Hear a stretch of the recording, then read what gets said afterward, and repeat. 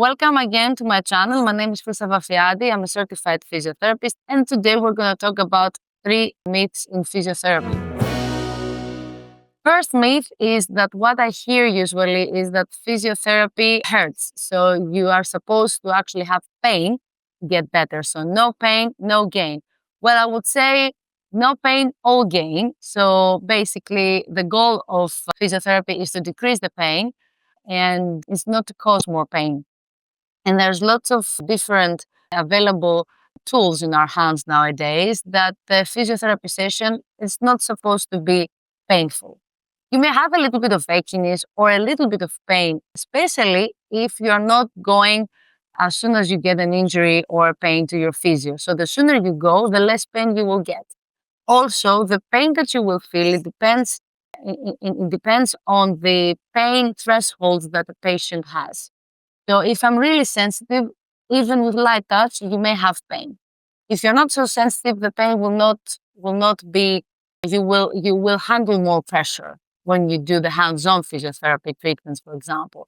But in general, our goal is to actually decrease the pain, and there are several ways to actually not cause pain. To your points, for example, when we're working on a specific area, you may get some pain, but it will be a nice pain. You will feel the release afterwards and you feel much better. But yeah, that's a totally a myth that you will need to have pain to get better. The second myth is that physio is not helping to decrease the stress. Well, basically, when you have pain, you're increasing specific hormones. There are specific hormones that are substances that are increased in our bodies that cause us to have more stress. So stress and pain are actually related. So if you decrease the pain, you're going to increase the endorphins with physiotherapy, either if physio is only hands-on or exercise or a combination of both, which is the best. You're going to increase the happy hormones, which are the endorphins. So increasing the endorphins will decrease the pain and decrease the stress.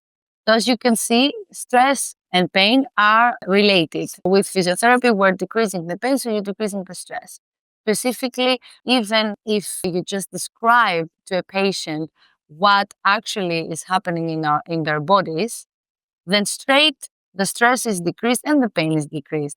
So education is the first thing, and then you do the treatment and all comes together. And the third myth is that if I rest it, it will go away by itself. Well, that doesn't happen. You may have a tendinopathy or an injury, you're gonna ice it or you're gonna rest it. It may get a little bit better, but it's not gonna go away. And most of the times it gets worse.